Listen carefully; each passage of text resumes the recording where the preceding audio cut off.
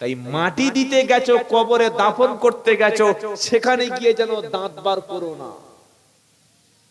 কিছু লোক কবর ডাঙায় গিয়ে হাসাহাসি করে, আছে না? হাসির জায়গা ওটা, হাসির জায়গা। যারা মাটির তলায় শুয়ে আছে, একবার যদি খবর জানতে না যে তাদের চোখের পানি আর শুকায় না। তুমি জমিনে হাসছো, তুমি ঠাট্টা করছো কবরস্থানে গিয়ে। আল্লাহু আকবার। আল্লাহ পাক বলছে, শোনো, তুমি ছিলে নাপাক, নিকৃষ্ট, দুর্গন্ধযুক্ত পানি, এছাড়া তোমার কোনো অস্তিত্ব ছিল না। 9 মাস 10 দিন মায়ের পেটে ছিলে। যেদিন মায়ের পেট থেকে বার হলে শক্তি ছিল শরীরে, হাঁটতে তুমি পারতে না।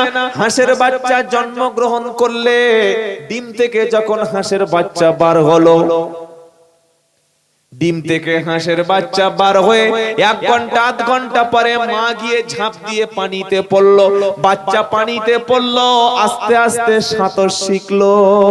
সুবহানাল্লাহ। সাঁতার শিখতে 3 বছর লাগে নাকি? হাঁসের বাচ্চা কতদিন? 1-2 ঘন্টার মধ্যে সাঁতার শিখলো। মুরগির বাচ্চা যখন তার ডিমের মধ্য থেকে ডিমের খোলসটা ভেঙে ফেললো, মুরগির বাচ্চা বার হয়ে 1 থেকে 2 ঘন্টার মধ্যে হাঁটতে শুরু করলো। গরুর বাচ্চা যখন প্রস্রাব করলো, ডেলিভারি হলো, বাচ্চাটা মায়ের পেট থেকে বার হয়ে উঠে দাঁড়ায়, দুম করে পড়ে যায়, আবার উঠে দাঁড়ায় পড়ে যায়, আবার উঠে দাঁড়ায় পড়ে যায়। একবার মুখটা নিয়ে মায়ের সামনে 2টো পা, গরুর পিছনে 2টো পা, সামনের পায়ে গিয়ে একবার গুঁতা মারছে, ওখানে কিন্তু কোনো দুধ নাই। আবার এদিকে গুঁতা মারছে, ওখানে কোনো দুধ নাই। আল্লাহ বলছে, এই ফেরেশতাকে লাইনটা জানিয়ে দে। ছোট্ট গরুর বাচ্চা উঠে 3 4 বার দাঁড়াতে পারে না।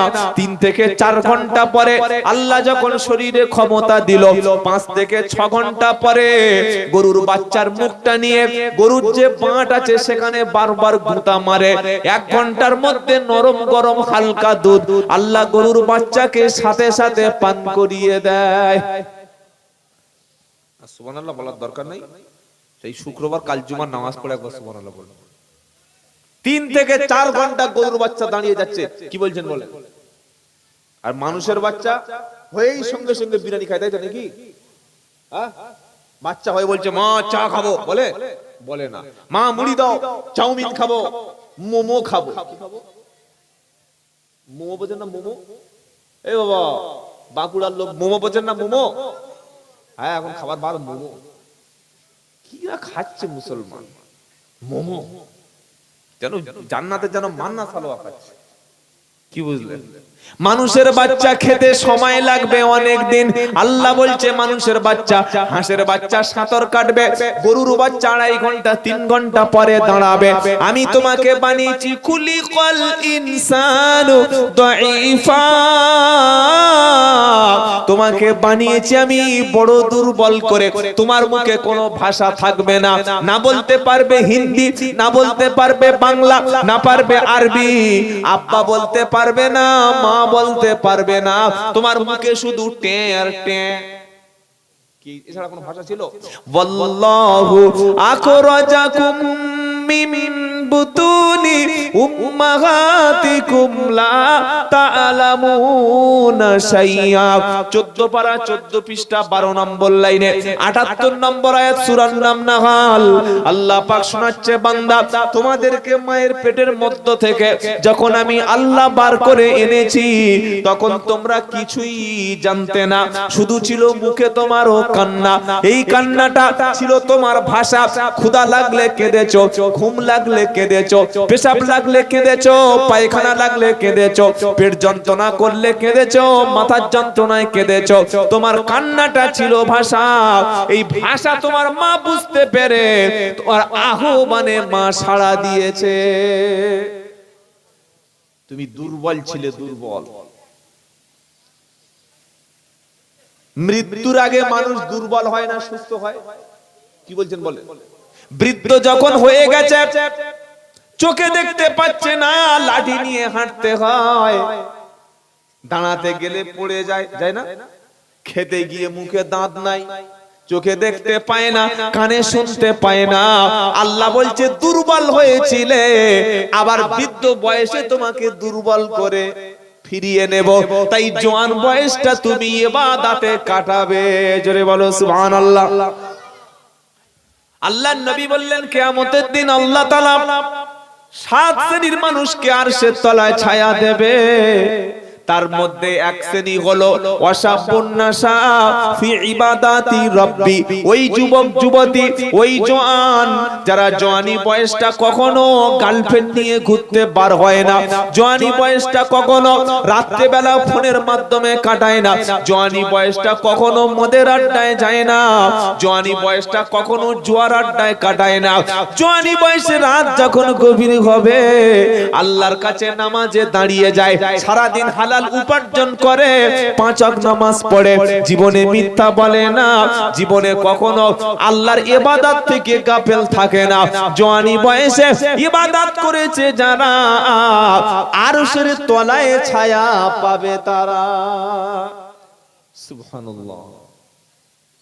অনেক যুবককে নামাজের দাওয়াত দিলে তারা বলে ভাই এখন সময় হয়নি, বলে না? এদের কি ইচ্ছা জানেন? এদের মনের তামান্না বা মনের যেটা ইচ্ছা, এখন কিছু মাল কামিয়ে নি, এখন দোকানটা ভালো করে চালাই, এই সুযোগে একটু গান শুনে নি, এই সময়টা জওয়ানি বয়সটা একটু এনজয় করে নি, যখন বুড়ো হয়ে যাব সেই সময় নামাজ পড়ব। আচ্ছা, বুড়ো লোকের নামাজ আর জওয়ান লোকের নামাজ, দুটো নামাজ এক? এই যে পার্থক্য অনেক বললেন, এইটা বুড়ো বৃদ্ধ না হলে আপনি বুঝতে পারবেন না। এখন জওয়ান আছে অনেক কিছু মনে হচ্ছে।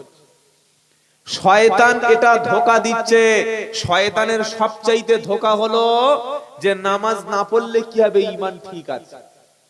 কিছু লোক বলে না, বলে না, বলে না, নামাজ না পড়লে ঈমান ঠিক আছে। শয়তানের আরেকটা ধোঁকা হচ্ছে, বলে মনের পর্দা বড় পর্দা, বলছে না, বলে না? একটা মেয়েকে বাইকের পিছনে নিয়ে ঘুরছে, পাড়ার লোকেরা বলছে এটা তোর কে হয়? বললে কে হবে, একই স্কুলে পড়ি। ছি ছি ছি, নামা, নামা, হারাম মহিলা, তুই বাইকের পিছনে তুলেছিস। বলে না ভাই, আমাদের মধ্যে কোনো ব্যাপার নাই, মনের পর্দা বড় পর্দা, বলছে না, বলে না? এটা শয়তান শিখিয়ে দিয়েছে। অধিকাংশ মেয়েদের গার্জিয়ান, অভিভাবক, তার স্কুলের ওই মহিলার স্কুলের কোন সাথীকে, ক্লাসের কোন ছেলেকে একই সঙ্গে মিশতে দেয়, একই সঙ্গে গল্প করতে দেয়, একই গাড়িতে সফর করতে দেয়, একই টিউশনি পড়তে, সেখানে ঘন্টার পর ঘন্টা কথা বলে। গার্জেন বা অভিভাবক কিছু মনে করে না, গার্জেন মনে করে এ তো ভাই বোনের মতো একই ক্লাসে পড়ে, বলে না? আরে হ্যাঁ না, বলেন না? বলছেরা ভাই বোনের মতো একই ক্লাসে পড়ে। ভাই ভাই বোনের মতো যদি একই ক্লাসে পড়ে, তো মাঝে মাঝে খবরে এরকম কেন খবর আসে যে বিয়ের প্রতিশ্রুতি দিয়েই সহবাস? কি আসে না? আসে না? আসে না? বিয়ের প্রতিশ্রুতি দিয়ে সহবাস। ছোটবেলা থেকে শুনে এসেছি মাস্টার হচ্ছে বাপের মতো। কি শুনেছি না শুনি নাই? কথা বলো। মাস্টার বাপের মতো। তো মাস্টার যদি বাপের মতো হয়, তো মাঝে মাঝে ছাত্রীকে বিয়ে করে কেন? কি বলছে? মাস্টার ছাত্রীকে বিয়ে করে না? তো বাপ তার মেয়েকে তাহলে বিয়ে করলো, নাউজুবিল্লাহ। বাপ মেয়েকে বিয়ে করা শরীয়তে জায়েজ? যেটা মুহাররম ব্যক্তি, গায়র মুহাররম, এটা আপনাকে চিনতে হবে ভাই। যার সঙ্গে বিয়ে করা জায়েজ তার সঙ্গে দেখা করা চলে না। যার সঙ্গে বিয়ে করা চলে তার মুখ দেখা পাপ। যার সঙ্গে বিয়ে করা চলবে তাকে চোখে চোখ রেখে হাসাটা হচ্ছে পাপ। যাকে আপনি বিয়ে করতে পারবেন তার সঙ্গে একই সঙ্গে ঘোরাটা পাপ। যার সঙ্গে বিয়ে করতে পারবেন তার পাশের সিটে বসে তার সঙ্গে এনজয় করা, ঘন্টার পর ঘন্টা একান্তে কথা বলা শরিয়াতে জায়েজ। এটা তো বাপ মাকে বোঝা লাগবে। দিন হালকা করে 5 ml দেবেন। কি বুঝলেন বলেন? বাপ মা কিছু বলছে না, ইমাম সাহেব বলবে লাভটা কি হবে? আমি আব্দুল্লাহ জুবাইর চেয়ে কি করব? বাপ তার মেয়েকে পাঠিয়ে দিচ্ছে ইংলিশ মিডিয়াম, ইংলিশ টিচারের কাছে, বলে এই ছেলে দাঁড়াও, তুমি কোন ক্লাসে পড়ো? বললে মাধ্যমিক দেবো এই 2024-এ। মাধ্যমিক দেবে? বললে হ্যাঁ। বলে আমার মেয়ে তো মাধ্যমিক দেবে, কোন স্যারের কাছে পড়ো? বলে সেই রতন স্যার। বললে কোচিং এ? বললে হ্যাঁ। কোচিং এ পড়ে? হ্যাঁ কোচিং এ। তো বলে আমার মেয়ে তো এই একই ক্লাসে পড়ে, তো বাইকটা তোমার? বলছে আমার নয়, আমার বাবা কিনে দিয়েছে। তো বলছে তুমি যাওয়ার সময় বাইকে করে একটু নিয়ে যাবে, তোমার মেয়ের একটু লিফট দিয়ে দেবে। কি দিয়ে দেবে? যেটা বলো।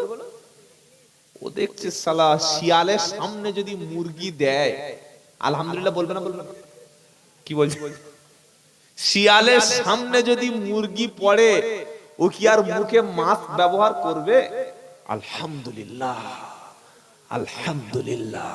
ছি ছি ছি, হারাম। এটা কেন বুঝতে পারছেন না?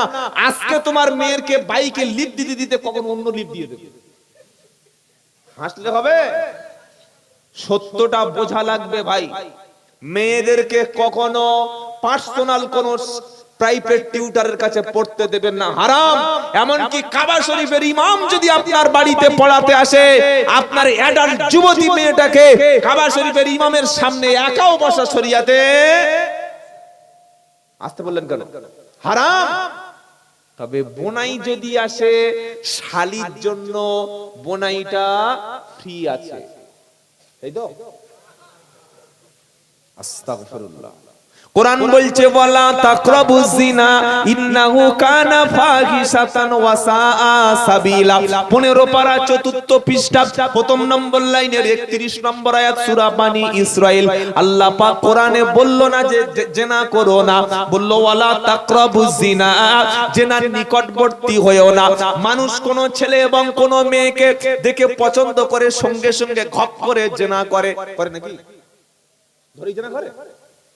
প্রথমে কথা হলো, তারপরে প্রেমালাপ হলো, তারপরে চোখে চোখ পড়ে পছন্দ হলো, তারপরে ঘন্টার পর ঘন্টা কথা বলতে বলতে এমন পর্যায়ে চলে যায়, শেষে ছেলেটা মেয়েটার সঙ্গে কথা না বললে বলো বলো বলো বলো থাকতে পারে। আশিক দেখো, লাইলা মজনু বসে আছে, থাকতে পারে। আরে ওটা ওর কথা না, ওটা সমাজের কথা। অথচ নবী বলল কোন অবৈধ নারীর সঙ্গে কথা বলা, এটা হলো তোমার কানের জিনা। কোন অবৈধ নারী যদি তোমার কাছে ফোন করে, খবরদার তুমি প্রয়োজন ছাড়া বেশি কথা তার সঙ্গে বলো না। সে যদি তোমার সঙ্গে কথা বলতে চায়, ইসলাম বলছে তুমি তার সঙ্গে বেশি কথা বলো না।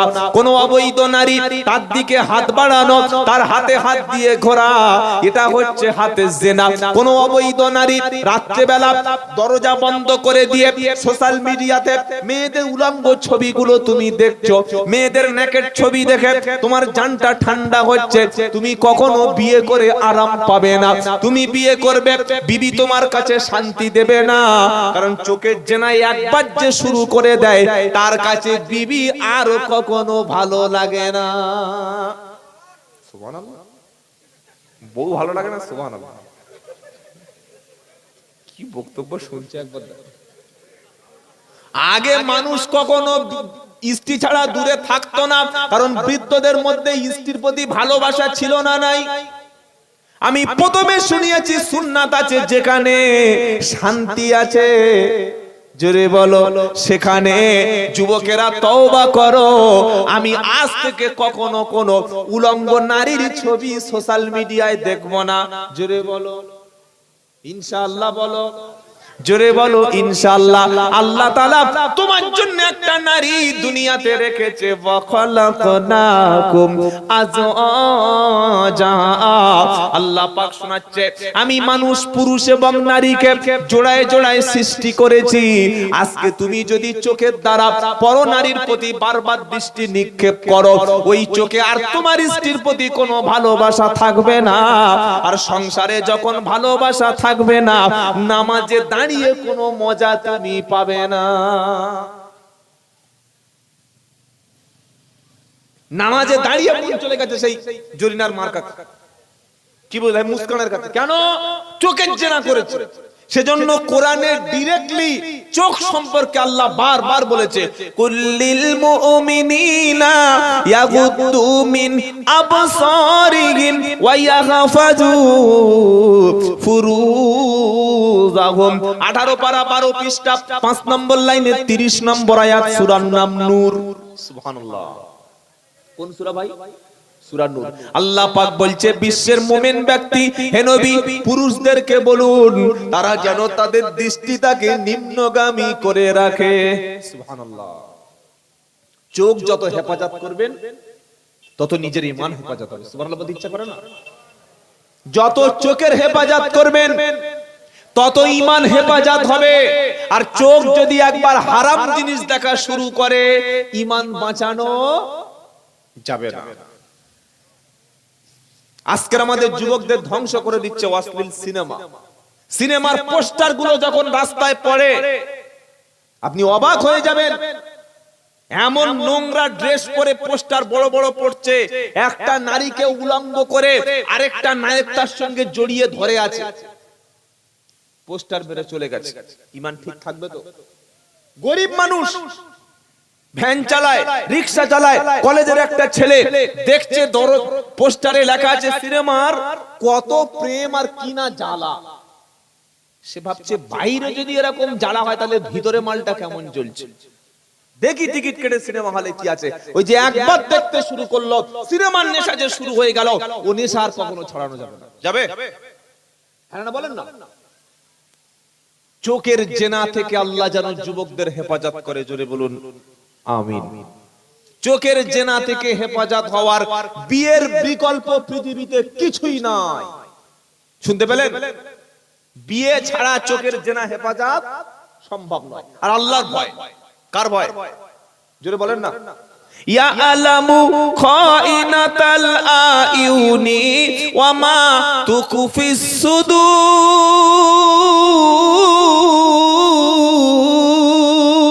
তাকবীর, জোরে তাকবীর, জোরে বলো তাকবীর। কি সুন্দর কথা আল্লাহ বলছে, ইয়ালামু খাইনাতাল আয়ুনি ওয়া মা তুখফিস সুদূর। 24 পারা 8 পৃষ্ঠা 3 নম্বর লাইনের 19 নম্বর আয়াত, সূরার নাম সূরা মুমিন। আল্লাহ পাক শোনাচ্ছে, ইয়ালামু খাইনাতাল আয়ুনি ওয়া মা তুখফিস সুদূর। ইয়ালামু খাইনাতাল আয়ুন। বান্দা তোমার চোখ দুটি কোথায় খেয়ানত করছে, কোনটা দেখার দরকার কোনটা দেখছে। তুমি মোবাইল ফোনের মাধ্যমে যদি কোরআন শোনো অবশ্যই সওয়াব হবে, যদি তুমি বক্তব্য শোনো সওয়াব হবে, ওলামাদের তাফসীর শোনো সওয়াব হবে, যদি সেখানে ইসলামিক লেকচার শোনো তোমার সওয়াব হবে। কিন্তু মোবাইলটা খুলে অবৈধ নারীর দিকে তাকাচ্ছ। তুমি তাকানোর আগে দরজা বন্ধ করে নিয়েছো, জানালা বন্ধ করে দিয়েছো, ভিতরে কানে হেডফোন লাগিয়ে দিয়েছো। তুমি ভাবছো আমার শব্দ তো বাইরে যায় না, আমার স্ক্রিনে কোনটা ভেসে উঠছে, আমার ল্যাপটপে আমার কম্পিউটারে যেটা ভেসে উঠছে এটা কেউ দেখতে পায় না। তুমি চোখ দিয়ে যেটা দেখছো, আল্লাহ পাক বলে তোমার চোখ যেটা লুকোচুরি করে, তোমার চোখ যেটা খেয়ানত করছে, আমি আল্লাহ সেটা জানি। চোখের খেয়ানত আল্লাহ জানে। কথা মনে থাকবে ভাই। আমরা অনেকে মনে করি আমি আমার মোবাইলে কি আছে কেউ জানে না। মোবাইল জানে তার মালিকের চরিত্র কত, কি বলছেন, ভালো, আর কেউ জানে না। বউও জানে না, কি করে বউ জানবে? স্বামী জানে না যে বউটা কত ভালো। কথা বুঝেছেন? চোখের হেফাজত আজ থেকে করব, বলুন ইনশাআল্লাহ। অবৈধ নারী যখন চোখের সামনে আসবে সঙ্গে সঙ্গে দৃষ্টিটা আল্লাহর ভয়ে নামিয়ে নেব ইনশাআল্লাহ। নারীদের দিকে দেখলে কিন্তু সওয়াব আছে। কোন নারী? নিজের মায়ের দিকে তাকালে হজের নেকি পেয়ে যাবে, বলুন না সুবহানাল্লাহ। ওরে বাপ হলো তোর কাবা শরীফ, মা হলো তোর মদিনা। সুবহানাল্লাহ বলতে ইচ্ছা করে না? বাপ হলো তোর কাবা শরীফ, মা হলো তোর মদিনা। আব্বা আম্মাকে যেন তুমি কখনো ভুলবে না। সুবহানাল্লাহ। বাপের দিকে মায়ের দিকে যখন তুমি তাকাবে, আল্লাহ তাআলা আমলনামায় হজের নেকি লিখিবে। বাপের দিকে মায়ের দিকে যখন তুমি তাকাবে, আল্লাহ তাআলা আমলনামায় হজের নেকি লিখিবে। মায়ের দিকে তাকালে নেকি আছে, বিবির দিকে তাকালে নেকি আছে না নাই? সুবহানাল্লাহ। বিবির হাত ধরেন, হাতের সগীরা গুনাহ মাফ হয়ে যাবে। বিবির চোখের দিকে তাকিয়ে হাসবেন, জীবনের সমস্ত গুনাহগুলি মাফ হয়ে যাবে। বিবির সঙ্গে শারীরিক মিলনে তাতেও আল্লাহ নেকি লিখে রেখেছে। বলুন সুবহানাল্লাহ। নিজের বিবিটা ঘরে দেখে না, বোকা কথা। নিজের বিবির দিকে এমন করে তাকাবে যেন বড় পুলিশ যেন চোর ধরে, আর বাইরের বউ দেখলে হা করতে যেন কি রসগোল্লা ভিতরে না আসে। ছি ছি ছি, আস্তাগফিরুল্লাহিল আযীম, আস্তাগফিরুল্লাহ। সকলে বলুন চোখ হেফাজত করবে ইনশাআল্লাহ। বলেন এই চোখ দিয়ে কোরআন দেখলে নেকি আছে না নাই? সুবহানাল্লাহ। কোরআনের দিকে তাকালে নেকি, কোরআন পড়লেও নেকি, কোরআন স্পর্শও করলে আল্লাহ নেকি দেবে। কাবা শরীফ দেখলে নেকি আছে না নাই? সুবহানাল্লাহ। আল্লাহর ঘর দেখলে নেকি আছে, আল্লাহর কাবা দেখলে নেকি আছে। বুজুর্গ হাক্কানি আলেম, হাক্কানি ওলি ব্যক্তির দিকে তাকালে তাতেও আল্লাহ নেকি লিখে রেখেছে। ফালা তাকফু মা লাইসা লাকা বিহি ইলম ইন্নাস সামআ ওয়াল বাসারা ওয়াল ফুআদা কুল্লু যালিকা কুল্লু উলাইকা কানা আনহু মাসউলা। আল্লাহ পাক বলছে, বান্দা তুমি হিসাব করে জীবন যাপন করবে। যে বিষয়ে তোমার কোনো জ্ঞান নাই সে বিষয়ে তুমি কথা বলো না। ইন্নাস সামআ নিশ্চয়ই তোমার কান যেটা শোনে, ওয়াল বাসারা তোমার চোখ যেটা দেখে, ওয়াল ফুআদা তোমার অন্তঃকরণে যেটা তুমি উপলব্ধি করো, কুল্লু উলাইকা কানা আনহু মাসউলা।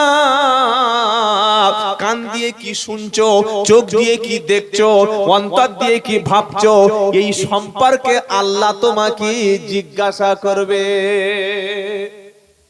এটা দেখার নয় তুমি কেন দেখেছিলে বলো, এটা নিষেধ করেছিলাম কেন তার দিকে তুমি ফিরেছিলে বলো, এটা শুনতে মানা করেছি কেন তুমি শুনেছিলে বলো, এটা নিয়ে ভাবতে মানা করেছি কেন তুমি ভেবেছো বলো।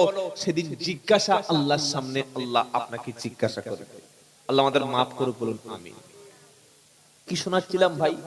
মুমিন বান্দার প্রথম কোয়ালিটি সে অহংকারী হয় না। শিক্ষার অহংকার নয়, বরং যে যত বড় শিক্ষিত তার মধ্যে তত নম্রতা ভদ্রতা বেশি। সুবহানাল্লাহ বলেন। আর অল্প দু চারটে শিখে তাদের লাভ। ইউনিভার্সিটি থেকে পড়ে এসে বলছে আমি MA, double MA, triple MA, BEd, DElEd, তারপরে একটা কোর্স করেছে সেটা হচ্ছে ইডিএ। কি কোর্স বলো? ইউনিভার্সিটি কলেজ থেকে পড়ে এসে বিএড ডিএলএড করে যদি ও বদমাশটা বসে না পেচ্ছাপ করতে পারে তাহলে বুঝতে হবে এটা ইডিয়েট কোর্স কমপ্লিট করেছে। কি বলছেন বলেন? ও তো পেচ্ছাপটাই শিখেনি। মাদ্রাসায় গিয়ে দেখো ছোট্ট বাচ্চা বসে পেশাব করছে, পেশাব করে পানি নিচ্ছে। আরে পানি না নেওয়া মানে তোমার কাপড় সব নাপাক হয়ে আছে, তোমার শরীরে নোংরা লেগে আছে। পেশাব হচ্ছে জীবাণু, পেশাব হচ্ছে রোগ, পেশাব হচ্ছে জার, পেশাব হচ্ছে অ্যাসিড। একটা কাপড়ে আপনি 3 সপ্তাহ পেশাব করে দেখুন কাপড় থাকবে তো? আগুন ধরে যাবে। কি নষ্ট হয়ে যাবে না? ও তো অ্যাসিড। টাইলসের উপরে, পাথরের উপরে পেশাব করছে, সেখানে জ্বলে ধ্বংস হয়ে যাচ্ছে। কত শিক্ষিত ছেলে, কত স্কুল মাস্টার, স্কুল মাস্টার যদি মুসলমান পেশাব করে পানি নেয় না, এটা কি শিক্ষিত বলে মানা যায়? ছি ছি ছি। বলছে হুজুর পানি নাই তো টিস্যু পেপার নাই। যারা যুবক আছো শোনো, আজ থেকে নিয়ত করো সব সময় পেশাব করে পানি নেব ইনশাআল্লাহ।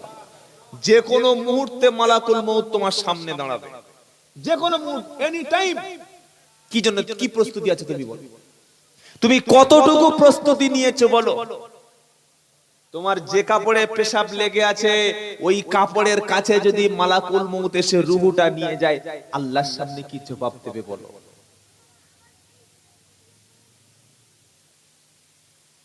আল্লাযীনা তাতাআফফাহুমুল মালাইকাতু তাইয়্যিবিন সালামুন আলাইকুম উদখুলুল জান্নাতা বিমা কুনতুম তা'মালুন।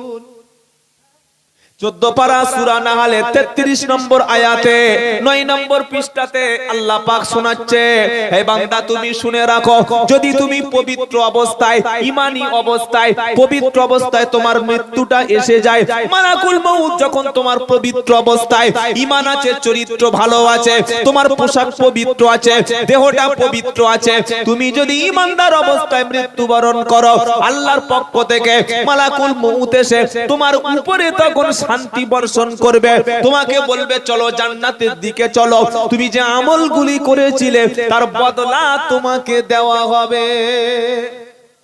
সুবহানাল্লাহ পড়েন।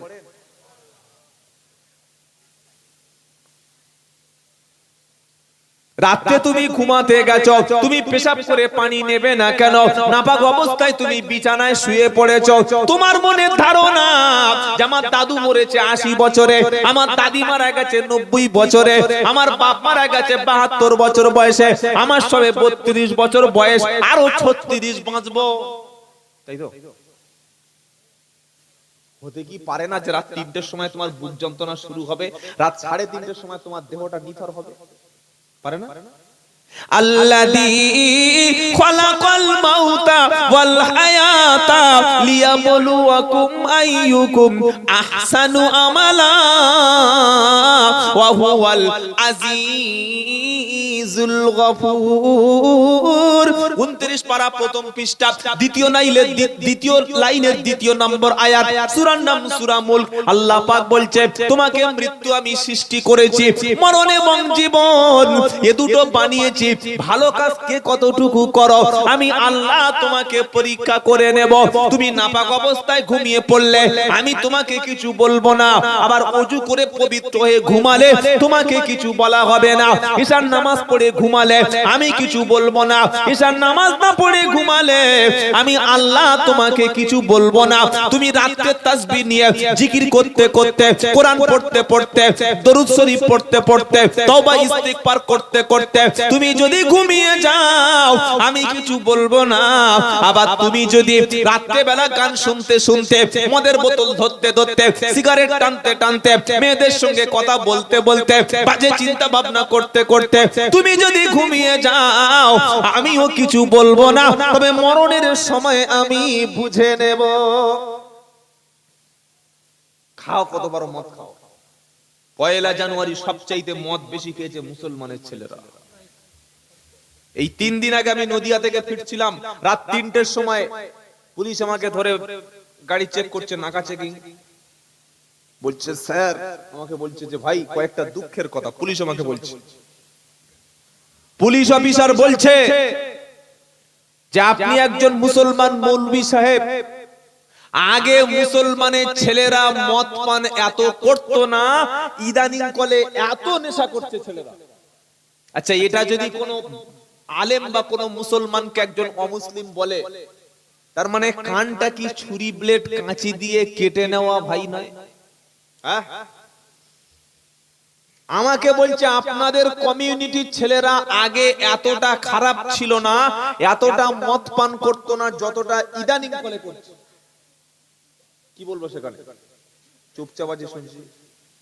তারপরে তিনি বলছেন যে আগে অমুসলিমরা মদ খেয়ে মিথ্যা বলতো, মাক্কালি দিব্যি বলছি, ঠাকুরের নামে দেবীর নামে শপথ করত, এখন আপনাদের মুসলমানের ছেলেরা মদ খেয়ে আল্লাহর কসম মিথ্যা কথা বলছে যে মদ খাই। এদেরকে কে বোঝাবে ভাই? ছোট্ট ছোট্ট ছেলেরা যা গাঁজা খাচ্ছে আপনি ভাবতে পারবেন না। এখানে খায় হযরত গাঁজা শরীফ, তাই তো পবিত্র জিনিস। আহা, তো ওয়াজ করলে তো গাঁজা বন্ধ হবে না, বরং ও এই গাঁজার বিরুদ্ধে ওয়াজ করলে গাঁজাখোররা বলবে শালাকে কে এনেছিবে, বলবে না? দাওয়াত তো দেবেন, আমি ভালো করেই জানি, আর আমি তো একবার বেশি দিতে পার যাই না, কি বুঝলেন? কিন্তু এই যে বিশাল যুব সমাজটা যারা গাঁজা খেয়ে ঘুমিয়ে যাচ্ছে, যারা মদ খেয়ে কাপড় রাস্তায় খুলে ফেলছে, যারা গাঁজা মদ খেয়ে স্কুল থেকে পালিয়ে যাচ্ছে, যারা গাঁজা মদ খেয়ে ডাক্তার হতে পারছে না, মাস্টার হতে পারছে না, বিজ্ঞানী হতে পারছে না, আলেম হতে পারছে না, সমাজের পুলিশ হতে পারছে না, ডব্লিউবিসিএস অফিসার হতে পারছে না, সেই জায়গায় অন্য কমিউনিটির মানুষ দখল করছে।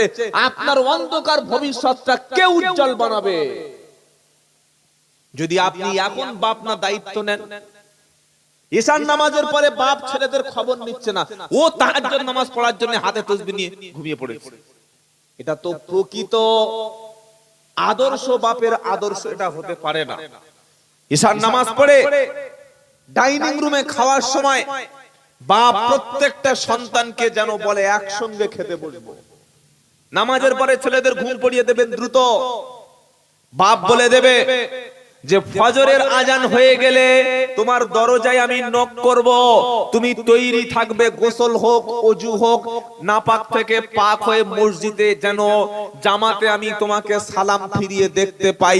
এটা যে বাপ বলতে পারে, সেই বাপ আর ছেলে একই সাথে আল্লাহর জান্নাতে যাবে, বলুন সুবহানাল্লাহ।